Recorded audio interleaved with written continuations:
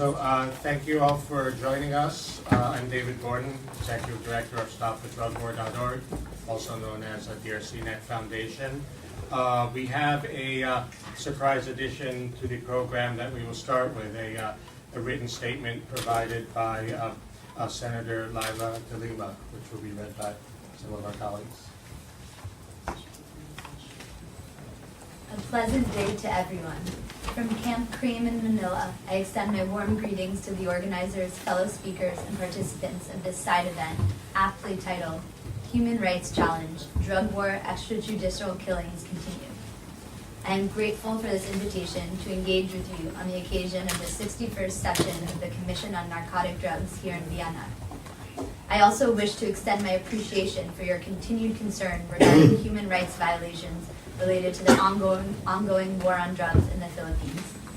Duterte's war on drugs continues without let-up despite the absence of any moral or legal justification. It continues to be operationalized by the police force without adherence to the process and the rule of law. Extrajudicial killings or state-sanctioned murder as a result thereof continue to be committed with impunity. As of this writing, drugs groups estimate that there are around 13,000 reported cases of extrajudicial killings committed in the name of this war. This number is presumably higher if we consider those that remain unreported, out of fear of the victims' families or refusal by government to acknowledge that they are extrajudicial killings. A few months back, the Commission on Human Rights of the Philippines stated that the death toll in drug war is higher than what the government suggests. That actually, in the Duterte administration's 2017 year-end key accomplishments report, the Department of Interior of Local Government in Fighting Illegal Drugs section, it was stated that a total of 20,322 were killed under the war on drugs. Out of this sheer number and continuing death toll, only a handful is being investigated and prosecuted. The families of victims do not have immediate access to effective remedy because government fails or is unable to provide such. Even human rights defenders who investigated killings are threatened by Duterte himself when he ordered the police to shoot the advocates if they obstruct justice. Yes, the war on drugs still continues to target and victimize low-level dealers and users from the marginalized and disadvantaged sectors of Philippine society. It fails to target, as part of an integrated and comprehensive approach, the middle and big operational layers of the problem. Big-time drug suppliers remain scot-free, and even the names of those close to Duterte have been dragged into yet another shipment of billions of peso worth of illegal drugs. Corruption in government and law enforcement agencies has likewise not been addressed and compounds the problem. The president continues to fail to see the country's drug problem as a public health issue which needs an entirely different set of approaches. He's bent on resolving the drug problem in his sound, unjustified way, at the expense of the rule of law and human rights, and despite the lessons learned by countries which adopted the same hard stance against the drug men's empire.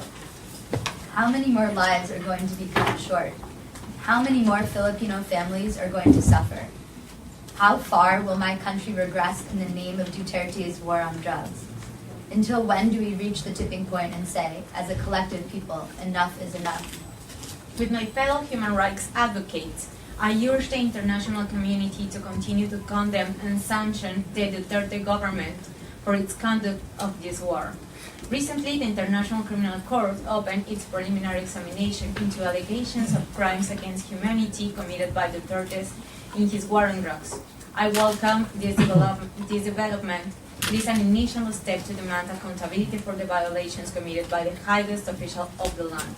Quoting Phil Robertson of the Human Rights Watch Asia Division, the ICC absolutely should initiate a full investigation into these alleged crimes because to date, there has been no serious attempt to investigate them by the Philippines police or prosecutors, much less take suspected killers to court. I would like to share with the group some initiatives in my office that seek to address not just the country's drug problem, but also seek accountability on the multitude of abuses in the context of Duterte's illegal and immoral war on drugs. As early as 2016, we have filed Senate Resolution number 9 that called for an investigation in aid of legislation on the rampant extrajudicial killings and summary executions of suspected criminals to strengthen the mechanism of accountability of law enforcers and to institute corrective legislative measures to ensure full respect for basic human rights, especially the right to life. Unfortunately, after I was ousted from the chairmanship of the Justice and Human Rights Committee tasked to conduct such investigation, said committee concluded that the killings are not state-sponsored. I strongly dispute this finding in my own dissenting report submitted to the committee. Further, we propose Senate Resolution numbers 357, 358, 421, 451, which seek the investigation of the alleged involvement of police officers in cases of extrajudicial killings and the concealment of the same. We likewise propose legislative measures that A. defines extrajudicial killings as a crime, B. defines cadaver desecration as a crime, C. mandates regular drug testing in correctional and penal institutions, D. institutionalize human rights as a separate and specialized subject in basic and higher education. We likewise filed the appropriate Senate Resolution number 153, urging the Executive Department to extend an invitation to the United Nations Special Rapporteur on Extrajudicial Summary or Arbitrary Executions to visit the country to look into the extrajudicial killings and summary executions amidst the administration's war on drugs. Let us all unite against Duterte's immoral and illegal war on drugs. Let us all say no to extrajudicial killings committed in its name and demand accountability for this government's failure to adhere to the rule of law and human rights. Mabuhay kayong lahat. You have to excuse my Filipino, and thank you.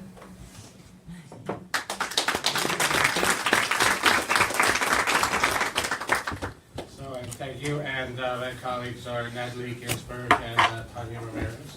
Thank you for standing in the last moment. Again, I'm David Borden, Executive Director of StopTheDrugWar.org. This event follows on a similarly titled event we held in this room a year ago, just a few weeks after Senator De Lima began her incarceration at Camp Crane. The event featured a video from Vice President Roberto of the Philippines, which quickly became controversial there.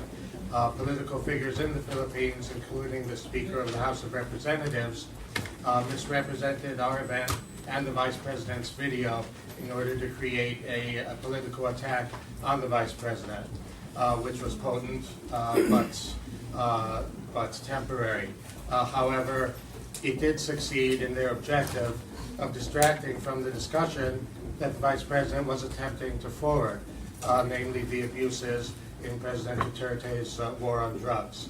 So we are still here, and the Philippines has more champions, and I'm proud that we have them here with us today. I think I'd like to turn this over to my co-moderator, Marco Perduca, former Senator of Italy, to introduce our keynote speaker. Thank you, Dave. Last year, one of the issues that was discussed is exactly what Senator De Lima included in the final part of her statement, which is investigations or information to be shared with the Office of the Prosecutor of the International Criminal Court. As you may have read in the press, over the last 48 hours, the Philippines has decided to withdraw from the Rome Statute of the ICC. This is a complicated technical procedure that, after the announcement, will have to have some institutional steps. Certainly the government will have to look into that, and I'm not sure how it works in the Philippines, but Senator Trillanes will tell us about it. Parliament will also have a say. But it's not automatic. It doesn't mean that the day in which the president says something, that something happens because international law, it's a little different than domestic legislation. So for another year at least, the Philippines will be under the jurisdiction of the ICC. Now, if they collaborate or not with what the Hague will ask them, it's a different matter. But we believe that if it weren't also for the event we organized last year, and the work of civil society activists, human rights defenders in the Philippines and elsewhere in Europe, this would have never happened. And despite the fact that it's negative news, hearing that the Philippines may withdraw, in a way, I think we touched a nerve and something we still believe may come out of that. One of the organizations that was present last year that couldn't be here with us today is No Peace Without Justice, which has been championing the ICC for the last 25 years, and I've been working with them for at least 15 of my international experience in New York, and they are still working on a dossier that at some point will be shared. If nothing is going to happen inside a court, a lot of things should happen outside the court, and certainly events like this and the tour, the awareness-raising activities that other friends have been doing are part of this effort. I met for the first time in my life, in person, Senator Trillanes last year in November in Milan, where I used to be the Italian coordinator of the NGO called Parliamentarians for Global Action. He's a standing member. Where we were discussing the death penalty around the world. It was a panel that was not necessarily speaking on drug-related crimes, but certainly was using that as an example of how recent developments, so to speak, are taking us back to the late 80s, early 90s. And unfortunately, where you don't have the death penalty used for drug-related crimes like Saudi Arabia, Iran, Iraq, and Singapore, you have other kinds of policies that are taking place. But the extrajudicial killings and summary executions are certainly one of those, regardless of who perpetrates them. The problem here is not only that we're going back 20 years, but perhaps we're going back 65 years. Why the war on drug was launched. All the people in the room, so perhaps the majority of the people in the room, believe that it wasn't to target drugs. It was to target big chunks of society. And we believe, and I think this is what Senator Trillanes will tell us about, is what exactly is happening today in the Philippines. So we welcome you with bad news, which is also a badge of honor, at least for some politicians. Senator Trillanes had been indicted last night in the Philippines for sedition, for something he has said while in office in a place which is where you actually can speak out your mind and also say things that may not be liked by the people that are involved, but certainly are part of the political discussion. And using criminal law against the freedom of speech and certain political actions that doesn't belong to a democratic society and a democratic world we want to live in. So you have the floor, and thank you very much for accepting the invitation and being with us today. Well, thank you very much, Senator Marco, David, for inviting me into this forum. To everyone, good morning. On September 30, 2016, Philippine President Rodrigo Duterte proudly said this on national TV. Hitler massacred 3 million Jews. Now, there is 3 million drug addicts. There are. I'd be happy to slaughter them. At least, if Germany had Hitler, the Philippines would have, but, my victims, I would like to be all criminals to finish the problem of my country and save the next generation from this. Okay, let me repeat what he said. Hitler massacred 3 million Jews. Now, there are 3 million drug addicts. I'd be happy to slaughter them. Also, on 05 August 2016, he said this again on national TV.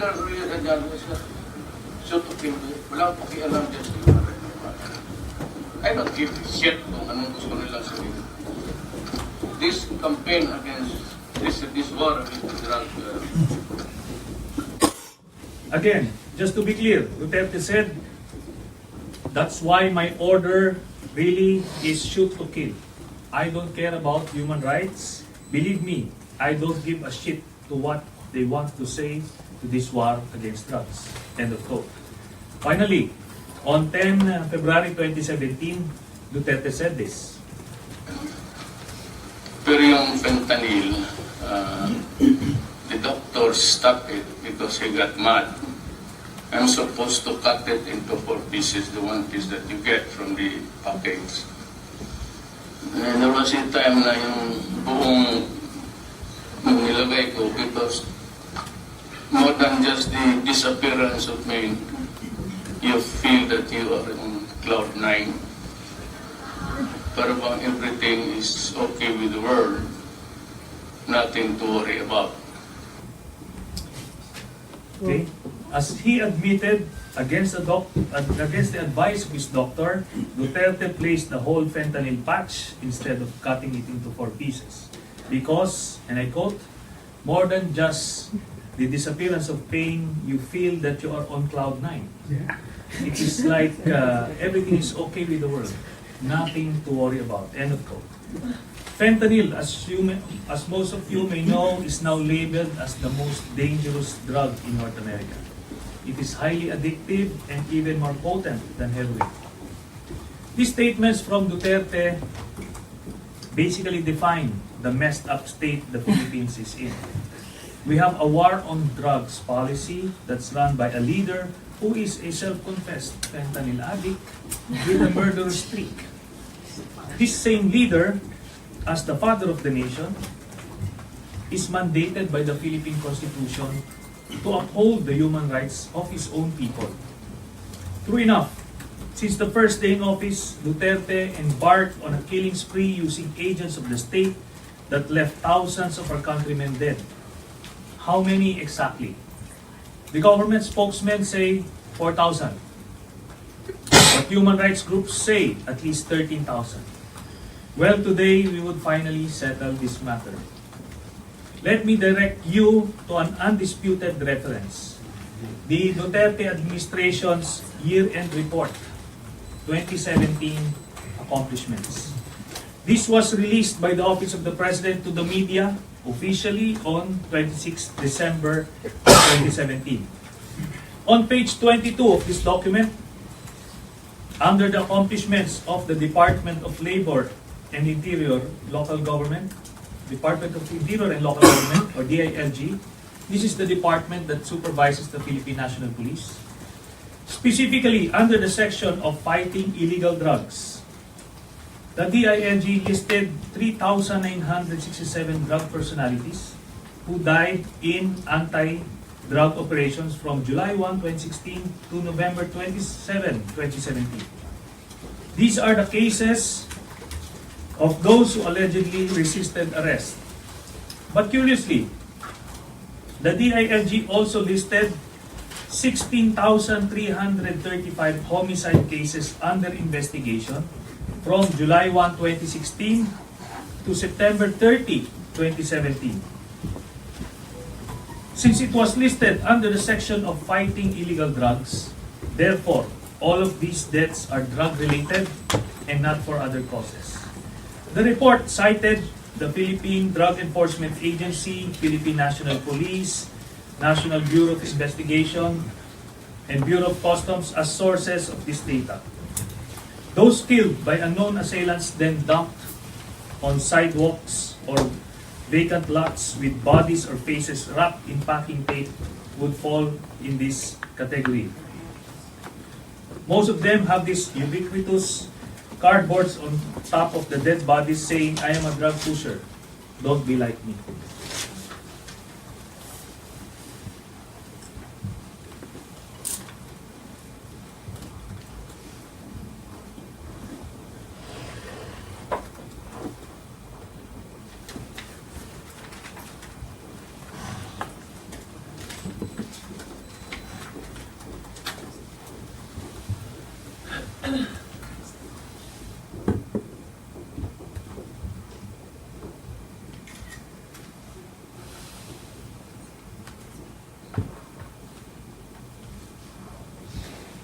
Now, before I get accused of peddling fake news, this accomplishment report was reported in various media outfits like GMA News Online. These are the major news outfits in Manila.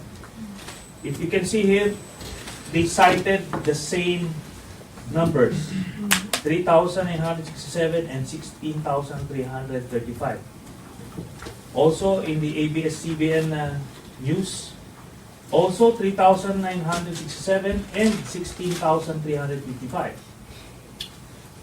Then at the Inquirers, same data, 3,967 and 16,355. And was even posted in the official Facebook page of the Philippine National Police. So these are the same numbers. Now, going back to the official government figures, if we add the deaths resulting from police operations and the death or the drug-related homicides under investigation, we get 20,322 total number of deaths / EJKs under Duterte's war on drugs as of December 2017. Now, the biggest breakthrough in this document is in their hubris in reporting the deaths of thousands of Filipinos as an accomplishment. They basically admitted that there are no so-called vigilante killings and that these deaths are in fact state-sponsored executions. Why else would you take credit for the work of unknown assailants or vigilantes and include it in Duterte's year-end report as an accomplishment? I believe the International Criminal Court would be very interested in this piece of information. As it is, such a number is quite shocking by any standard. But can you imagine a president of any country who would actually cite the deaths of his own people from summary executions as an accomplishment? Remember, these deaths include those merely suspected of being drug pushers who were not given a day in court to prove their innocence, or even if guilty, were no longer arrested as our laws dictate. And those suspected of being drug addicts were not even given a chance to be drug tested. Or even if they are real addicts, were no longer given a chance to be rehabilitated and reformed. What's really unfortunate is majority of Duterte apologists and supporters are willing to turn a blind eye towards these deaths in their belief that this strategy of killing addicts and pushers could help eradicate crime and illegal drugs in our country. But how about the hundreds or maybe thousands of totally innocent people who were neither pushers nor users, but were killed just the same, either because of mistaken identity or simply because they were at the wrong place at the wrong time? Like Kian de los Santos, the 17-year-old boy who was just walking casually in their neighborhood when he was suddenly apprehended, dragged, then fatally shot by police officers while he was pleading for his life. This incident was caught on tape, by the way. And the more than 30 children who were killed in this so-called war on drugs. Like Sanino Butukan, a 7-year-old boy. Sanino died when he was hit by a stray bullet while the police were conducting an anti-drug operation in Consolacion, Cebu last December 3, 2016. Danica is the granddaughter of a drug surrenderer. 3 days after her grandfather surrendered to the police, an unknown man repeatedly shot him in their house in Dagupan. Danica died due to a shot in the head last August 2016. Althea died with her father when they were repeatedly shot by policemen in Gihudmungan, Negros Oriental. Her father allegedly fired a gun to the policeman and was suspected to be a drug dealer. Francisco, a 5-year-old boy, died when their house was repeatedly shot by unknown suspects in Pasay City last December 11, 2016. His father was suspected to be a drug dealer, also died. Now, aside from those directly killed, there are now orphans because of those victims who were killed. According to the Assistant Secretary of the Department of Social Welfare and Development, an estimate of 18,000 children have lost their parents because of the war on drugs. This one, the case of Joaquin Garbo. He had 10 children before he was killed. Hours after he was arrested from their house and was brought to the Special Anti-Illegal Drugs Unit in Navotas, Joaquin Garbo was found dead. His wife and 10 children were orphaned. This had a bad effect on his son, John Ryan, who keeps on saying, "I will take revenge for Papa." They took and killed him. He was just sleeping. Sometimes he was seen by his aunt playing with a toy gun. According to John Ryan, "This is just a toy. It's not mine. This is just plastic, not like the one they used to kill Papa."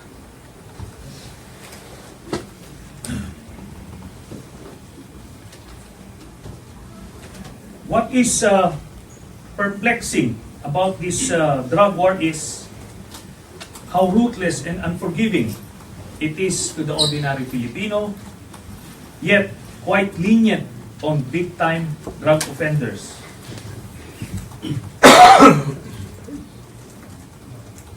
The Department of Justice cleared everyone implicated in the importation of the 6.4 billion peso shabu shipment. Next. And here's the thing. Duterte promoted the DOJ prosecutor who exonerated those implicated in this shabu smuggling case. Next. Just last Monday, the DOJ cleared suspected drug lords from their cases at the department. This one in the picture is a friend or a compadre, as we call, of Duterte himself. Peter Lim was named by the Philippine National Police, the Philippine Drug Enforcement Agency, and Duterte himself as the biggest drug lord in the Philippines. Yet, he was cleared of all charges. Next. Worse, Duterte promoted the DOJ prosecutor who cleared Peter Lim and the other drug lords from their illegal drug cases.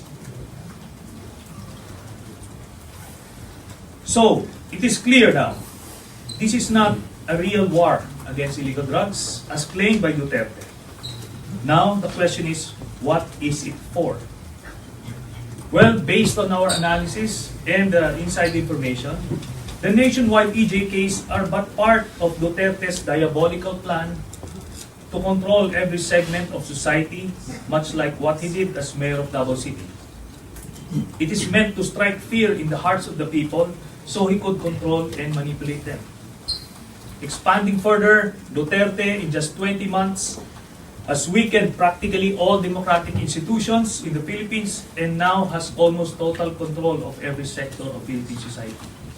He has been persecuting the political opposition, like Senator De Lima, and as mentioned by Senator Marco, just this morning, the Department of Justice has filed a case against me for inciting to sedition. Inciting what? I really don't know. But that's how the Philippine courts are now working. He has been harassing mainstream media, undermining the church, attacking the ombudsman. The Chief Justice of the Supreme Court right now is facing an impeachment complaint herself. And most of all, he has corrupted the police. Moreover, there is now a perpetual martial law in Mindanao. A few months ago, Duterte even floated the idea of declaring a revolutionary government. And now he is attempting to amend the 1987 Constitution to ensure his hold on power beyond his term. Truly, all these tactics are straight out of a dictator's handbook. Even the ICC, before Duterte withdrew from the ICC, was not spared from the harassment. Truly, there is a creeping dictatorship in the Philippines, and the Filipinos are helpless witnesses to it. So the question is, how do we get out of this mess? Well, the international community, to include the foreign media, has been very helpful in calling out and putting pressure on the Philippine government to stop the extrajudicial killings. Because of this, the government has been forced to step back and is now trying to repackage the image of this drug campaign. For this, we are very grateful. But the killings continue. Thus, we appeal for your continued monitoring of the Philippine situation and that you continue to urge the Duterte government to respect human rights and the rule of law. On our end, as the political opposition, to make Duterte accountable for his actions, we filed a communication at the International Criminal Court on crimes against humanity committed by Duterte. Recently, the ICC has announced that they will conduct a preliminary examination on this, and we are earnestly hoping that this would lead to a formal investigation and the eventual arrest of Duterte. Incidentally, just yesterday, Duterte officially withdrew from the ICC, as mentioned earlier. Fortunately for us, based on the Rome Statute, a withdrawal will only take effect a year after the official notification. So bad news for Mr. Duterte. The ICC cases will continue. Finally, while Duterte remains relatively popular in the Philippines, his numbers have declined significantly compared to when he first assumed office and are expected to decline further. Filipinos may be timid and patient, but we certainly know right from wrong. And we do have a tipping point. Ultimately, as it should be in any functioning democracy, the fate of our country is in our hands. Still, we expect this to be a very difficult battle. But we certainly believe that Duterte is one evil man. And being so, he is on the wrong side of history. Since all evil tyrants who lived in this world before him have been struck down from their thrones eventually and suffered ignominious ends. Thank you.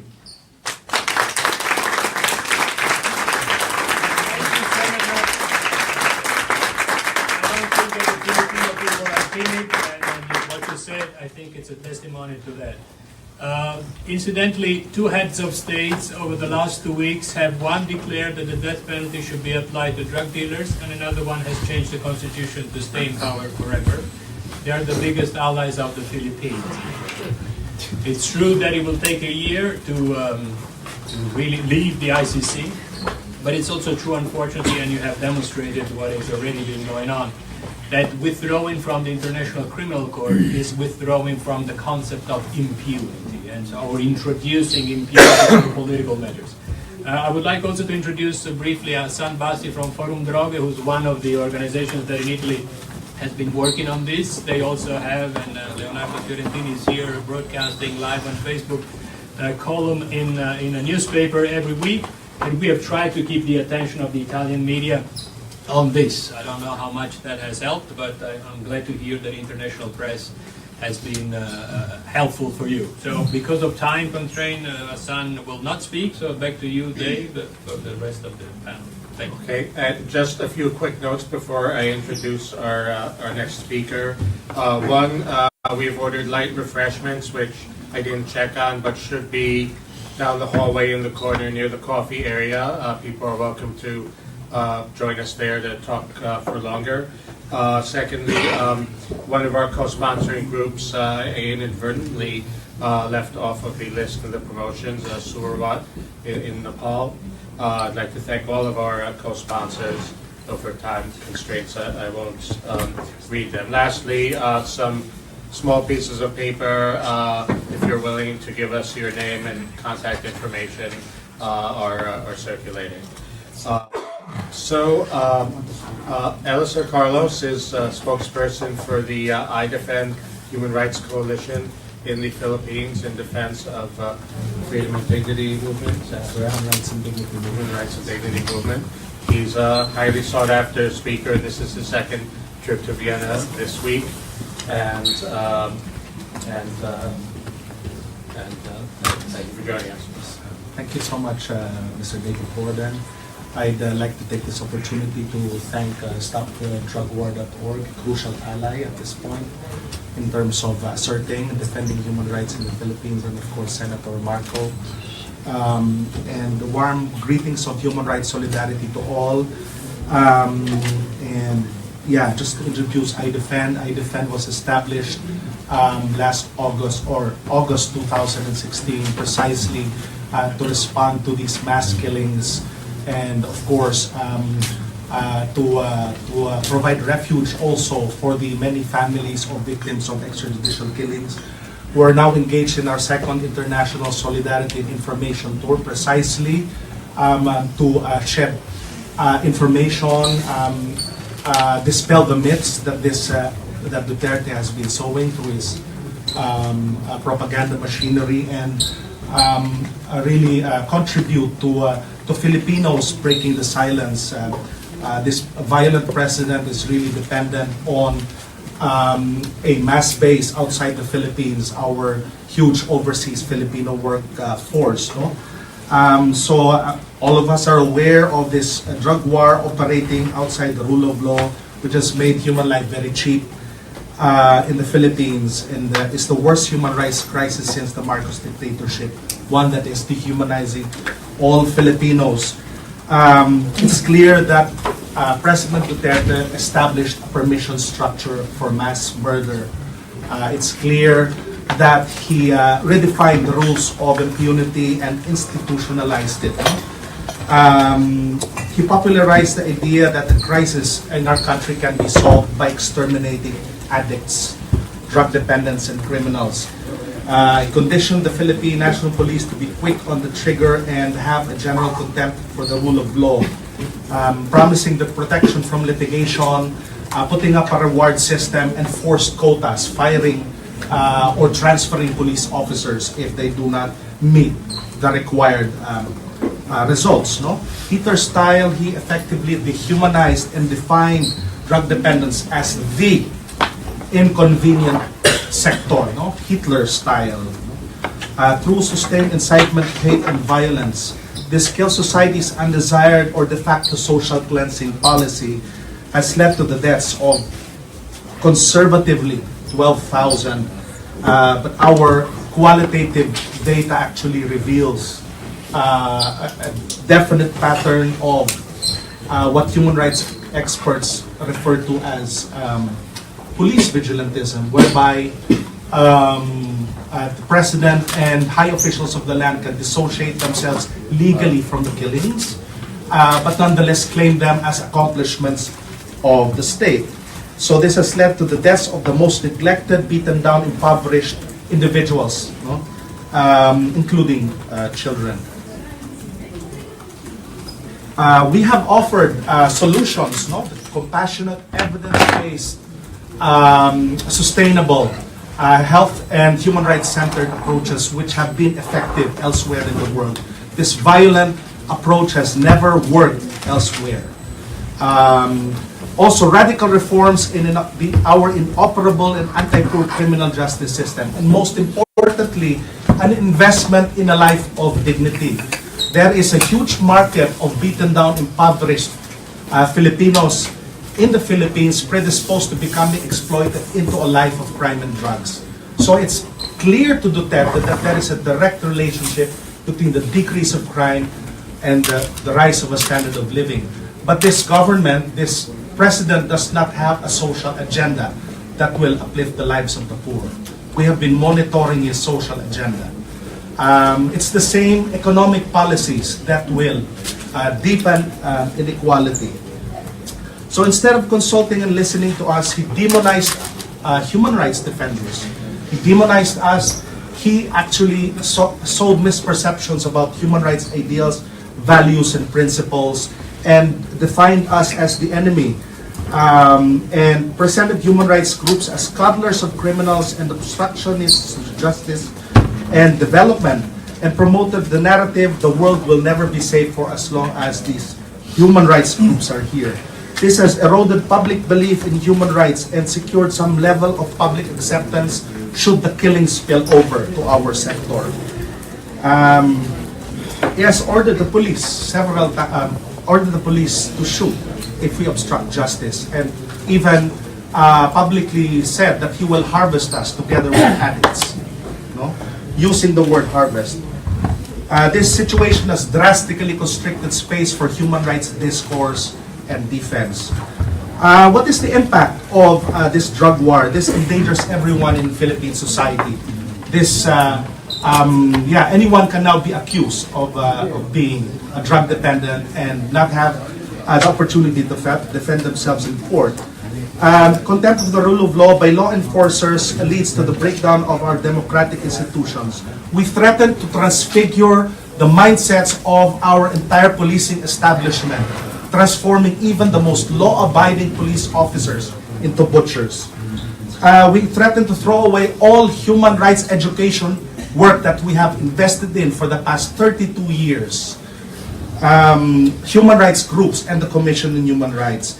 The normalization of the killings is worsening the collective sociopathy or damage to civic behavior. Now Duterte has extended the drug war up to 2022. The problem is now that the dormant death squad network has been unleashed into an entire epidemic. It's important to actually expose his true intentions, as Senator Trillanes has mentioned. This drug war is just part of a whole scenario. It is a tool to actually advance his authoritarian agenda. As a populist tool to establish a culture of fear and silence. For us, it's about the falling apart of democracy and the retrogression into dictatorship and the disintegration of Philippine society. The situation today is the closest we have been to an authoritarian government in 30 years, with him rolling back the gains in human rights and democracy. His two political projects now, charter change and federalism, are nothing more than the realignment of the elite with the Visayan and Mindanao elite actually wanting a bigger share of the pie. And it risks dissolving nationalist economic and human rights provisions, doing away with safeguards and checks and balances on term extension, judicial and congressional review of a martial law declaration, and abolish constitutional commissions such as the Commission on Human Rights. They also have a well-oiled propaganda machinery which has been put in place when he entered office. No, it's efficient in terms of sowing misperceptions, half-truths, and lies, and of course his anti-human rights and kill rhetoric and shaping public opinion. He also has made full use of bureaucratic and political apparatuses to carry out political persecution of those who represent our checks and balances. And of course, his political critics, no, that includes even misogynistic public comments. Our Vice President, Senator De Lima, our Supreme Court Chief, and our Ombudsperson's Chief. He's been whitewashing the Marcos years, no, paving the way for the rehabilitation of the Marcos name, as well as a political situation of the Marcoses, the comeback. Yes, institutionalized vigilantism, pseudo mass movements as Hitler style, setting up actually extremist nationalist groups that and they're organizing rallies that is publicly or governmentally funded, which is constricting space for genuine public actions. What are the challenges for us human rights defenders in the Philippines? It's enormous and unprecedented. While being targeted as threatened as the next targets, we must persevere to fight apathy and help Philippine society establish respect for life and reclaiming our collective humanity. The difference between then, Marcos dictatorship, and now, there is a huge section of Philippine society actually misled and detesting us. No? And of course, this death squad epidemic can be used against us anytime. While government now upgrading its surveillance capacity and infrastructure. A lot of us are in the persons of interest list as well. And our task now is to expose the duplicity of Duterte, who claims to be anti-poor but really has no social agenda. And how to make sure that our fellow Filipinos will not behave like the good Germans of the Nazi era. Also documenting cases and providing sanctuaries to families of victims of extrajudicial killings. It's important to hold this president accountable. And Duterte has shown that he can kill thousands. The rest, curtailing civil liberties, declaring one-man rule, will be a mopping up operation. So our calls now, we have been campaigning for the Philippines to be suspended from the Human Rights Council. It does not deserve to be there. And of course, an international independent investigation into these the killings. No? So essentially, we strongly condemn the increasing attacks against human rights defenders and political activists, including the placing of the UN Special Rapporteur on indigenous people's rights and other defenders on a terrorist list. The killings of political and social activists have already begun. No? So if he can declare martial law, justify martial law declaration in Mindanao, he's just waiting for the right pretext to declare it nationwide with a total breakdown of the peace talks with the CPP and the NPA. So thank you.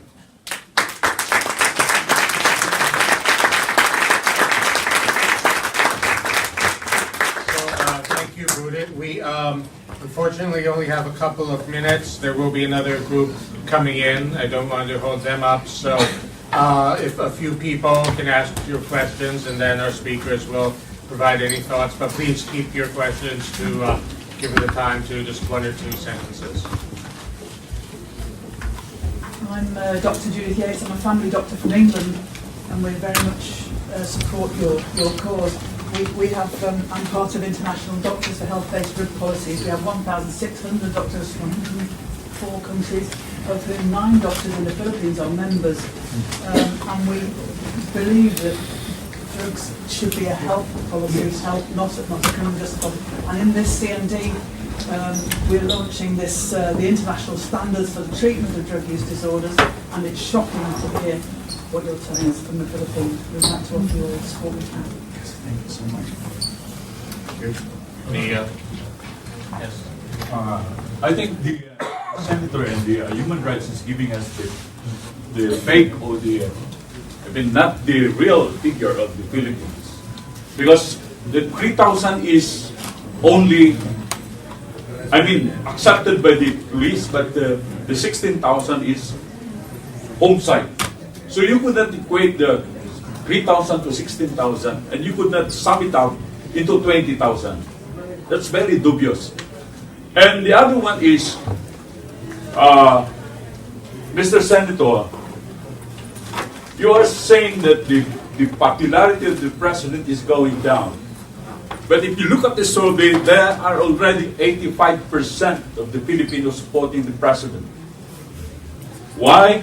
Because they feel that they are safe now compared to the previous administration.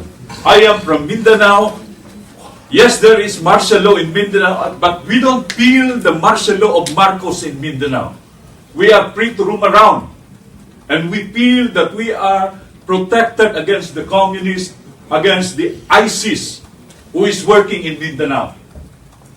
So I think the senator, and I believe the senator is not giving us the right figure. He is falsely leading us to believe that what he has is right. The Philippine government is also protecting the lives of the innocent people. Drug dealers and drug lords are not armless. No, they have guns. They are ready to kill our police or law enforcers. How many police we have died during the operation? They are using what we call the standard, legal engagement. How to deal with criminals. How to take care of the criminals. So, our criminals and drug lords in the Philippines are really like criminals because they have arms. They are armed. They are fully armed. So, I don't think you are picturing the Philippines, you are painting the Philippines in a bad scenario where the majority of the Filipinos is supporting the president. Human rights? How about the human rights of those who are innocent? So, so we've been asked for the by the next group to allow them to prepare any Well, I was very careful in presenting the data. This data came from the Duterte administration. Yet only the 3,000, but the 16,000 is in doubt. The 16,000 is here. It's there. It is there. Yeah, so, we're very careful. And it was reported in the media. They presented it publicly in the media. Now, I totally understand where you're coming from. You're not privy to the kind of information that we have. We're looking at things on the ground. I'm 100% sure that if you saw what we have seen, then your opinion will also change. Now, as to the public opinion polls, when Duterte assumed office, his rating was in the 90s. You know that. That's a fact. That's also reported. Now, last December, it's in the 80s, as you said. Yep. But wait until the next survey comes. That's what I said. It's relatively high. I consider that. You even But predicting the president to It's pull not the down. dialogue. You ask the Okay. question, okay. and the answer. No, and but that's it. again, I totally understand the Filipinos who remain supportive of Duterte because they're not privy to the kind of information that we have. I totally respect that. Someday in the future, we will be on the same side. These Filipinos are good Filipinos as well. It's just a matter of access to information. Just quickly. Yeah, December 2016, actually, the Philippine National Police had been bragging about the figures. It was 5,000 plus. One. Second, his popularity is hyperinflated. There's a huge silent majority, actually. Essentially, there's that active consensus from the middle class, which is insulated from the killings. There are huge urban poor communities who voted for Duterte but have changed their minds. It's the train, actually, now that is turning things over. That a law that has actually caused the spike of basic commodities in the Philippines. So thank you. Thank you, everyone.